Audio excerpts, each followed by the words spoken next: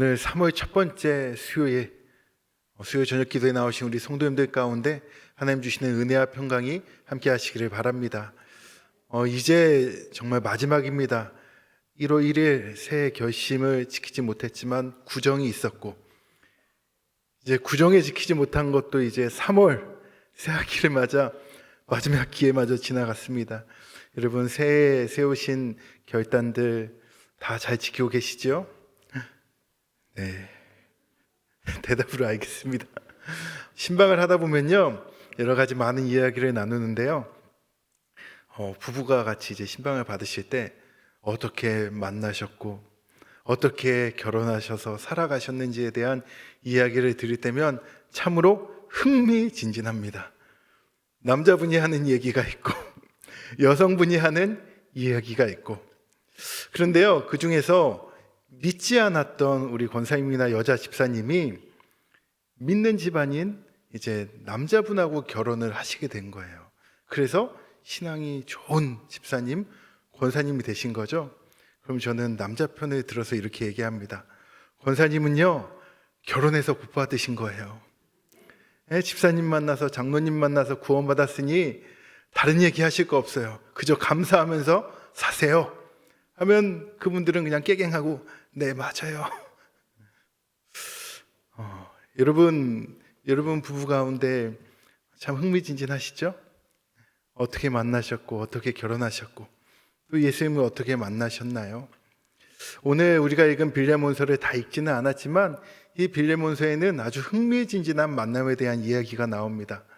아주 드라마틱한 이야기이기도 하고 어떻게 이런 일이 있을 수 있을까라는 내용이죠. 집에 가서 꼭 다 읽어보시기를 바랍니다. 오늘 1절에 읽지 않았지만 1절에 보면 바울은 빌레몬을 뭐라고 부르냐면 사랑을 받은 자요 동역자라고 부르고 있습니다. 사실 빌레몬은 사도 바울에 의하여 예수를 믿게 된 사람입니다. 사도 바울이 전해준 복음을 듣고 예수님을 영접하게 되었으니 사도 바울이 인생의 은인 아니겠습니까? 그렇게 바울을 통해 복음을 전해 듣고 시작된 이 빌레몬의 신앙생활은 이웃들에게로, 주변 사람들에게로 퍼져나가 그의 집이 교회가, 가정교회가 될 만큼 놀라운 신앙 성장을 이루었습니다. 이러한 관계가 있었기 때문에 오늘 우리가 읽었던 본문에서처럼 나이가 많은 바울은 감옥에서 편지를 쓰면서 이 빌레몬을 향해 우리의 사랑을 받는 자요 동역자 빌레몬이라고 불렸던 것입니다. 아주 그 관계가 좋잖아요. 그리고 바울이 만난 또 한 사람이 있었는데요, 그 사람은 9절에서와 같이 예수 그리스도를 위하여 갇힌 자 된 신세로 있을 때 만난 한 사람이었습니다. 감옥에 있는 바울이 우연히 오네시모라는 사람을 만나게 되었는데, 바울은 자신이 처해져 있는 어떻게 보면 최악의 환경이죠. 감옥에서 만난 이 오네시모를 아주 절친히 지냈습니다. 그렇기에 오네시모라는 사람을 관심 갖고 그에게 예수 그리스도를 전하게 되었던 것이죠. 그리고 오네시모가 바울과의 그 만남을 통해 그 또한 예수 그리스도를 영접하였습니다. 10절 상반절에 보면 갇힌 자 중에서 낳은 아들 오네시모라는 표현이 이 모든 과정을 우리에게 설명하고 있습니다. 그런데 바울이 이 오네시모와 대화를 하다 보니 아주 신비한 두 가지 사실을 알게 된 것입니다. 그 중에 첫 번째는 이 오네시모가 아까 1절에서 언급한 사랑하는 동역자인 빌레몬의 종이었던 거예요. 그런데 두 번째 놀라운 사실은 이 오네시모가 그 빌레몬의 재산을 들고 도망간 종이었던 것입니다. 이런 만남이 있을 수 있을까요? 사도 바울은 노년의 감옥에서 만난 이 만남이 결국 우연이 아님을 알았습니다. 하나님께서 나에게 왜 이 오네시모를 감옥에서 만나게 하셨을까? 이 만남에 하나님의 뜻이 있을 거라고 생각했습니다. 그래서 바울은 감옥에서 예수님을 믿게 한 그 오네시모, 즉 아들과 같이 여기는 오네시모에게 내 주인 빌레몬을 찾아가라 라고 권면합니다. 주인의 재산을 가지고 도망쳐온 종이 예수를 믿었다고는 하지만 다시 그 주인에게 돌아간다는 것이 쉬운 일이겠습니까? 여러분, 할 수 있겠습니까? 바울도 잘 알았습니다. 쉬운 일도 아니고 이것은 세상에서 절대 가능하지 않은 일임을 바울도 알았습니다. 하지만 하나님께서 이 만남을 허락하셨다는 것을 믿었기에 바울은 오네시모에게 권면했고, 오네시모 또한 그 부담은 있고 어려움도 있었지만 예수님을 믿은 이후에 생겨난 그 양심의 죄책감, 또한 바울의 권면, 이것을 갖고 빌레몬을 찾아가게 됩니다.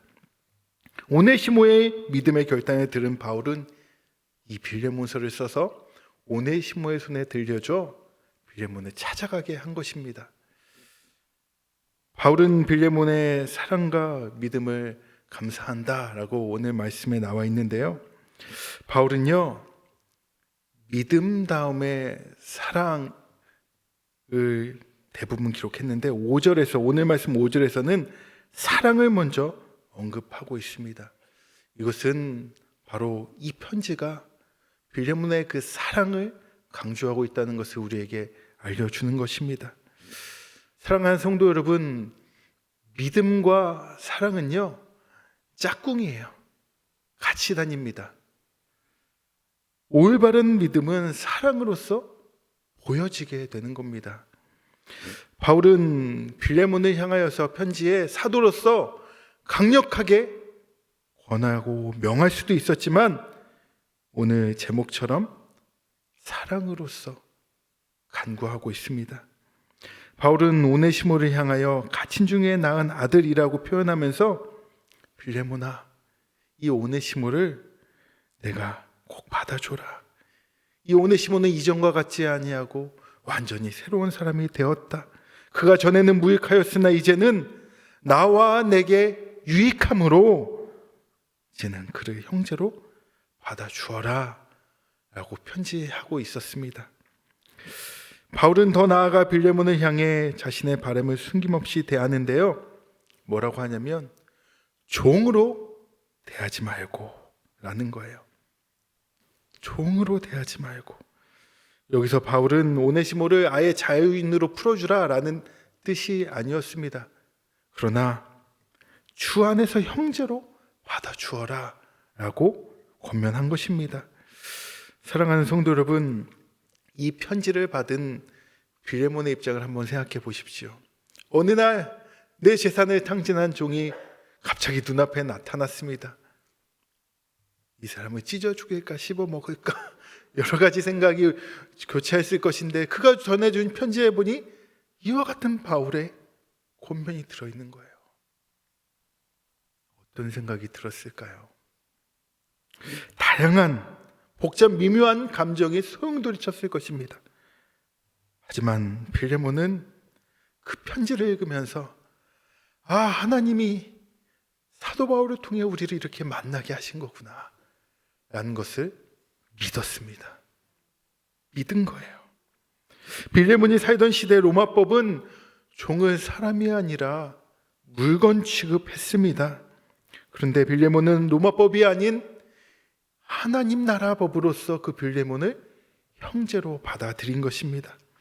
오네시모와의 만남에 대한 바울의 믿음, 바울과의 만남에 대한 오네시모의 믿음, 그리고 빌레몬의 믿음, 이 믿음과 믿음이 사랑으로서 표현된 것입니다. 그들로 하여금 절대 불가능할 것 같았던 이 일이 현실화되었습니다.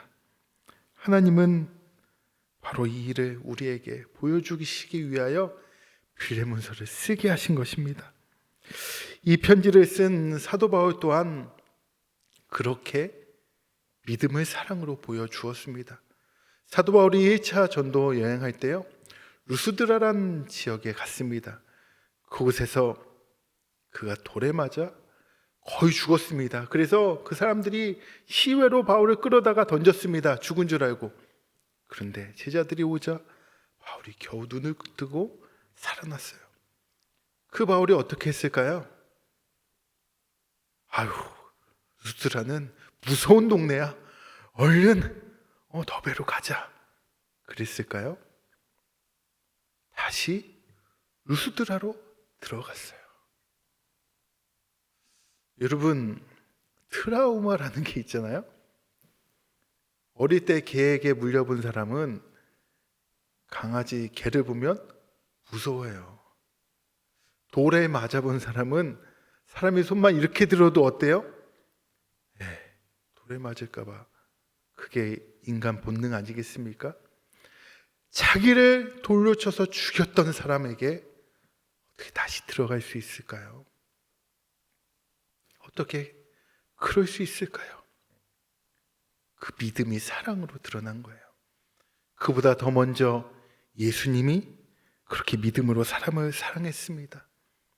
동고동락했던 제자가 자신을 팔고 죽기까지 예수님을 따르겠다고 맹세했던 제자가 뿔뿔이 다 배신하고 흩어지고 자신을 메시아로 환호했던 수많은 사람들이 이제는 죽이라고 아우성치는 인간의 배반을 몸소 경험하셨습니다. 그 십자가를 지셨습니다. 그 예수님은 부활하신 후에 어떻게 하셨나요? 배신했던 제자를 찾아가 아침을 차려주십니다. 예수님은 사랑을 보여주셨어요. 우리 또한 마찬가지입니다. 누군가가 나를 그렇게 믿음으로 사랑해 주었기에 오늘 이 시간 저와 여러분이 있는 것 아니겠습니까? 여러분, 사람과 사랑은 받침 하나 차이입니다. 미음을 이응으로만 바꾸면 되는 거예요. 쉽죠? 그런데 그 네모난 미음을 깎아내는 것이 왜 이렇게 어려운가요? 사랑하는 게 이렇게 힘든가요? 목사인 저도 마찬가지입니다. 부모를, 형제를, 성도를, 주변 사람들을 사랑하는 게 어렵습니다. 그런데 이건 믿음으로 하는 거예요. 예수님을 믿음으로. 바울이 그랬듯이, 빌레몬이 그랬듯이, 우리 주님이 그랬듯이 믿음으로만 할 수 있는 것입니다. 저 또한 오늘 이 시간 여러분의 사랑으로서 간구하고 싶습니다. 그동안 사랑하지 못했던 우리의 부모님을, 우리 형제를, 우리 성도를 믿음으로 사랑합시다. 사랑으로서 간구합니다. 직장의 동료를, 상사를, 부하 직원을 믿음으로 사랑합시다. 내가 그토록 노력하고 공들였던 전도 대상자 있지 않습니까? 뺀질뺀질 말 안 듣는 그 사람 믿음으로 사랑합시다. 그게 전도 아니겠습니까? 이건요, 믿음으로 사랑하는 거예요. 믿음으로. 우리는 지난주에 사순절 세 번째 주일을 지났습니다. 이 사순절 말씀 묵상도 하고 경건한 삶을 살기 위해 부단히 노력하고 있습니다. 그런데 그 믿음이 사랑으로는 나타나고 있습니까? 우리 예수님이 우리가 필사하는 모습을 좋아하실까요? 우리가 금식하고 있는 모습을 좋아하실까요? 우리가 누군가를 사랑하는 모습을 좋아하실까요? 셋 다 좋아하세요? 그렇지만 사랑 아니겠습니까? 사랑. 사순절 사랑. 좀 뭔가 어울리잖아요. 이 사순절 뜨겁게 사랑하는 저 여러분 되시기를 주의 이름으로 축원합니다.